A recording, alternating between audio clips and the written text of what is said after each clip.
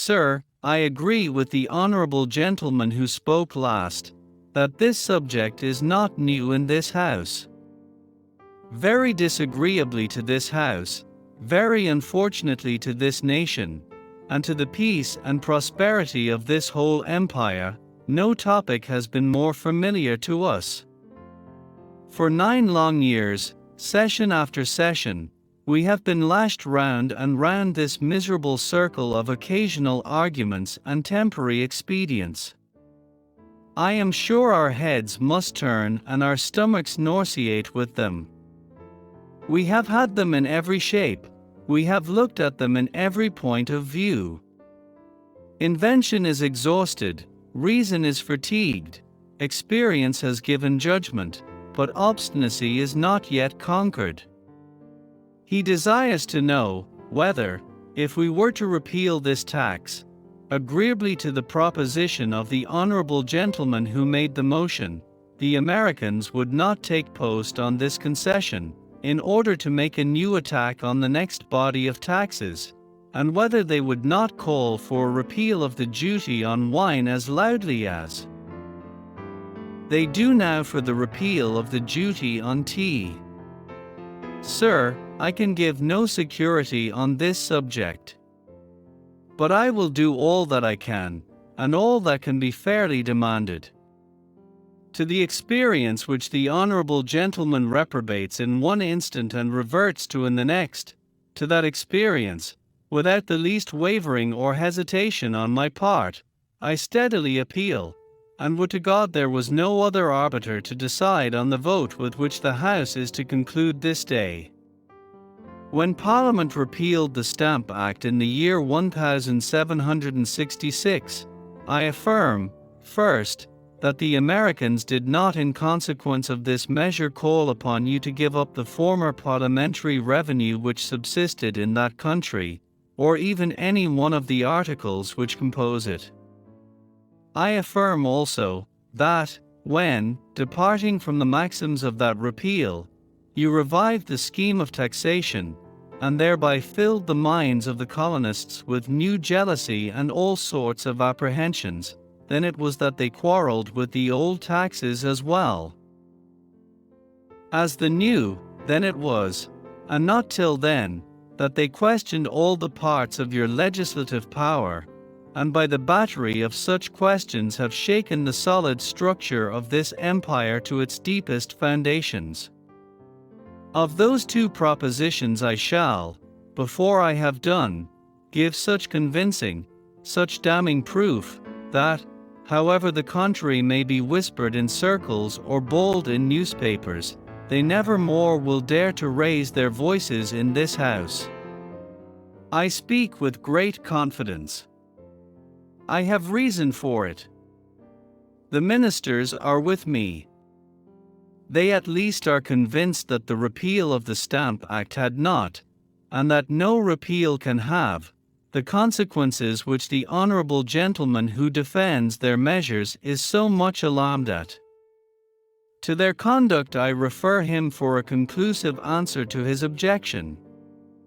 I carry my proof irresistibly into the very body of both ministry and Parliament, not on any general reasoning growing out of collateral matter, but on the conduct of the honorable gentleman's ministerial friends on the new revenue itself.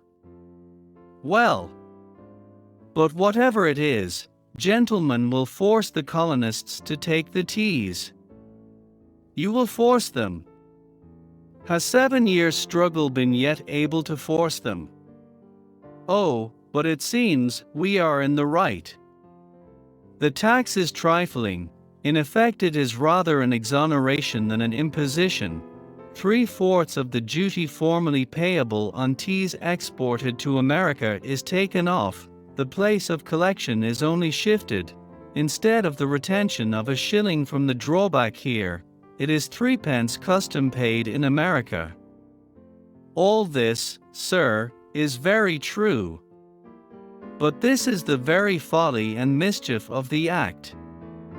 Incredible as it may seem, you know that you have deliberately thrown away a large duty, which you held secure and quiet in your hands, for the vain hope of getting 1/3 less, through every hazard, through certain litigation, and possibly through war. Could anything be a subject of more just alarm to America than to see you go out of the plain highroad of finance, and give up your most certain revenues and your clearest interest, merely for the sarcasm of insulting your colonies? No man ever doubted that the commodity of tea could bear an imposition of 3d. But no commodity will bear 3d, or will bear a penny, when the general feelings of men are irritated, and 2 millions of people are resolved not to pay. The feelings of the colonies were formerly the feelings of Great Britain. Theirs were formerly the feelings of Mr. Hampden, when called upon for the payment of 20 shillings. Would 20 shillings have ruined Mr. Hampden's fortune? No. But the payment of half 20 shillings, on the principle it was demanded, would have made him a slave. It is the weight of that preamble, of which you are so fond, and not the weight of the duty, that the Americans are unable and unwilling to bear. But will you repeal the act, says the honorable gentleman, at this instant, when America is in open resistance to your authority, and that you have just revived your system of taxation? He thinks he has driven us into a corner. But thus pent up, I am content to meet him, because I enter the list supported by my old authority, his new friends, the ministers themselves. The honorable gentleman remembers that about 5 years ago as great disturbances as the present prevailed in America on account of the new taxes. The ministers represented these disturbances as treasonable, and this House thought proper, on that representation, to make a famous address for a revival and for a new application of a statute of Henry VIII. We besought the King, in that well-considered address, to inquire into treasons, and to bring the supposed traitors from America to Great Britain for trial. His Majesty was pleased graciously to promise a compliance with our request. All the attempts from this side of the House to resist these violences, and to bring about a repeal, were treated with the utmost scorn. An apprehension of the very consequences now stated by the honorable gentleman was then given as a reason for shutting the door against all hope of such an alteration. This act, sir, had for the first time the title of granting duties in the colonies and plantations of America, and for the first time it was asserted in the preamble that it was just and necessary that a revenue should be raised there. Then came the technical words of giving and granting. And thus a complete American Revenue Act was made in all the forms, and with a full avowal of the right, equity, policy, and even necessity, of taxing the colonies, without any formal consent of theirs. There are contained also in the preamble to that act these very remarkable words: the Commons, and c. being desirous to make some provision in the present session of Parliament towards raising the said revenue. By these words it appeared to the colonies that this act was but a beginning of sorrows, that every session was to produce something of the same kind, that we were to go on, from day to day, in charging them with such taxes as we pleased, for such a military force as we should think proper. Had this plan been pursued, it was evident that the provincial assemblies, in which the Americans felt all their portion of importance, and beheld their sole image of freedom, were ipso facto annihilated. This ill prospect before them seemed to be boundless in extent and endless in duration. Sir, they were not mistaken. The ministry valued themselves when this act passed, and when they gave notice of the Stamp Act, that both of the duties came very short of their ideas of American taxation. Great was the applause of this measure here. In England we cried out for new taxes on America, whilst they cried out that they were nearly crushed with those which the war and their own grants had brought upon them. But Fawcett has a perennial spring. It is said that no conjecture could be made of the dislike of the colonies to the principle. This is as untrue as the other. After the resolution of the House, and before the passing of the Stamp Act, the colonies of Massachusetts Bay and New York did send remonstrances objecting to this mode of parliamentary taxation. What was the consequence? They were suppressed, they were put under the table, notwithstanding an order of council to the contrary, by the ministry which composed the very council that had made the order, and thus the House proceeded to its business of taxing without the least regular knowledge of the objections which were made to it.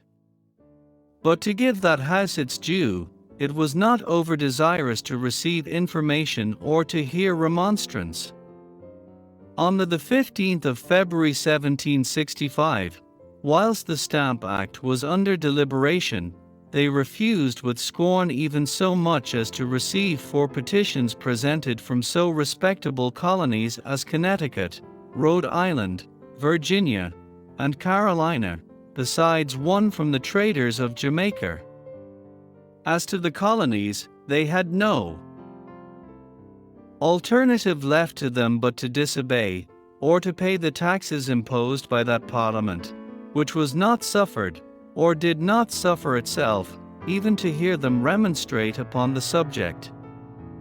The first of the 2 considerations was, whether the repeal should be total, or whether only partial, taking out everything burdensome and productive, and reserving only an empty acknowledgement, such as a stamp on cards or dice. The other question was, on what principle the Act should be repealed. On this head also 2 principles were started. 1. That the legislative rights of this country with regard to America were not entire, but had certain restrictions and limitations. The other principle was, that taxes of this kind were contrary to the fundamental principles of commerce on which the colonies were founded, and contrary to every idea of political equity, by which equity we are bound as much as possible to extend the spirit and benefit of the British Constitution to every part of the British dominions. The option, both of the measure and of the principle of repeal, was made before the session, and I wonder how any one can read the King's speech at the opening of that session, without seeing in that speech both the repeal and the declaratory act very sufficiently crammed out.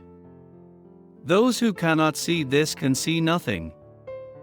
It is said that the disturbances, if there were any before the repeal, were slight, and without difficulty or inconvenience might have been suppressed.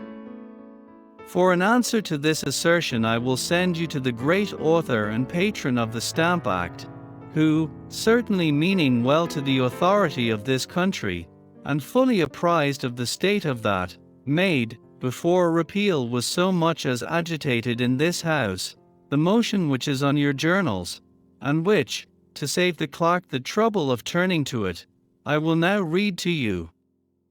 It was for an amendment to the address of the 17th of December 1765. To express our just resentment and indignation at the outrageous tumults and insurrections which have been excited and carried on in North America, and at the resistance given, by open and rebellious force, to the execution of the laws in that part of His Majesty's dominions, to assure His Majesty, that His faithful Commons, animated with the warmest duty and attachment to His royal person and government, will firmly and effectually support His Majesty in all such measures as shall be necessary for preserving and securing the legal dependence of the colonies upon this their mother country, and C. Here was certainly a disturbance preceding the repeal, such a disturbance as Mr. Grenville thought necessary to qualify by the name of an insurrection, and the epithet of a rebellious force, terms much stronger than any by which those who then supported his motion have ever since thought proper to distinguish the subsequent disturbances in America. Sir, I have troubled you sufficiently with the state of America before the repeal. Now I turn to the honorable gentleman who so stoutly challenges us to tell whether, after the repeal, the provinces were quiet. This is coming home to the point. Here I meet him directly, and answer most readily, they were quiet. And I, in my turn, challenge him to prove when, and where, and by whom, and in what numbers, and with what violence, the other laws of trade, as gentlemen assert, were violated in consequence of your concession, or that even your other revenue laws were attacked. But I quit the vantage ground on which I stand, and where I might leave the burden of the proof upon him, I walk down upon the open plain, and undertake to show that they were not only quiet, but showed many unequivocal marks of acknowledgment and gratitude. This Revenue Act of 1767 formed the fourth period of American policy.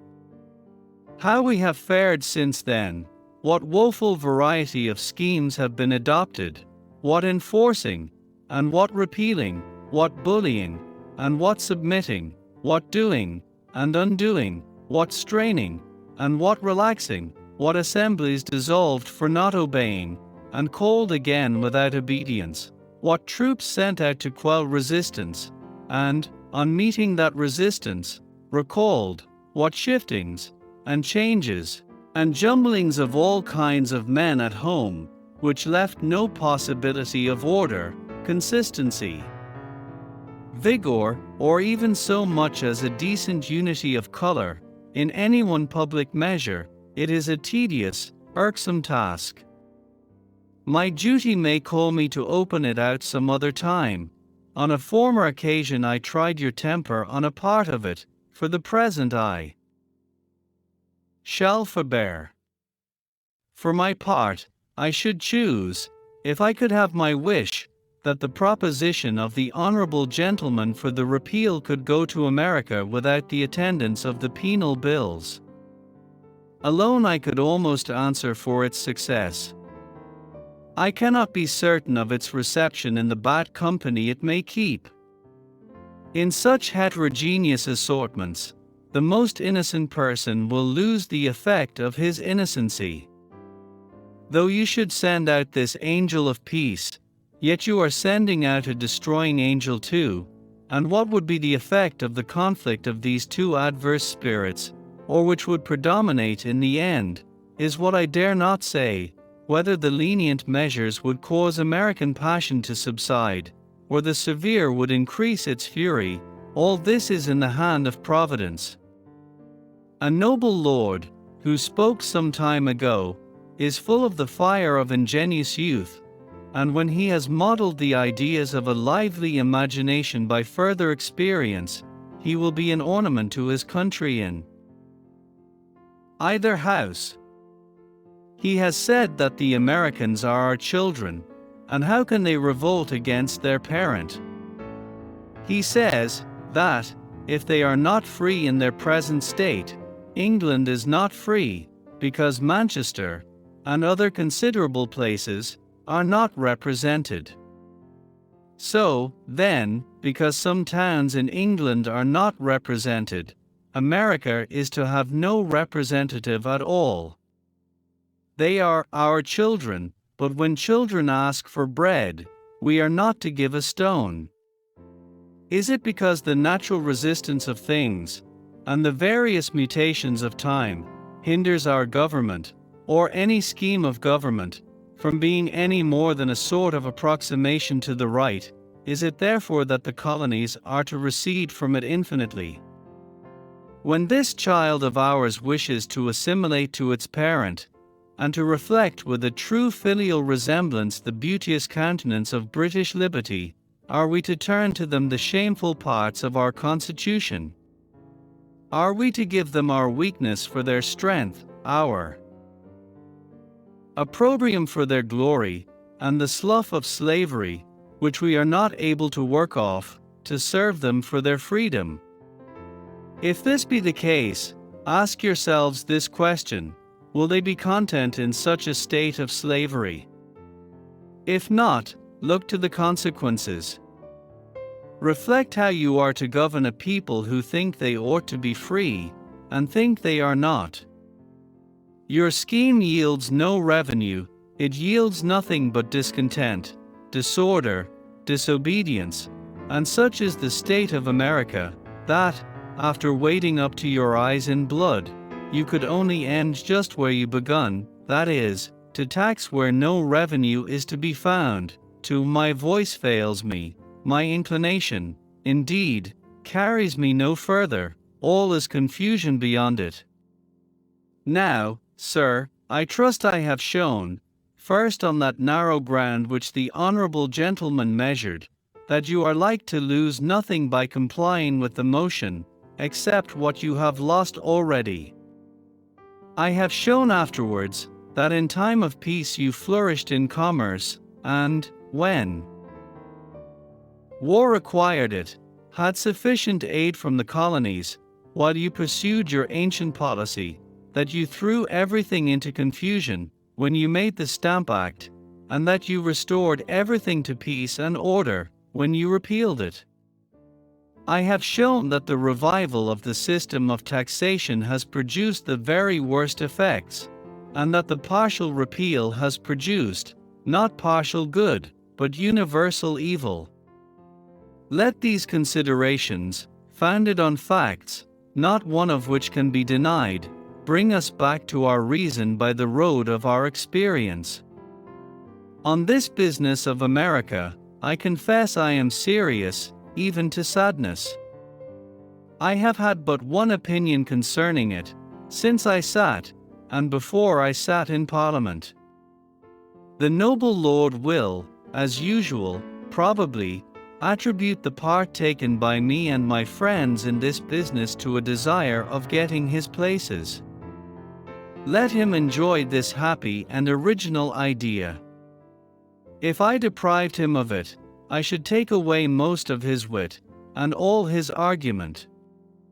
But I had rather bear the brunt of all his wit, and indeed blows much heavier, than stand answerable to God for embracing a system that tends to the destruction of some of the very best and fairest of his works.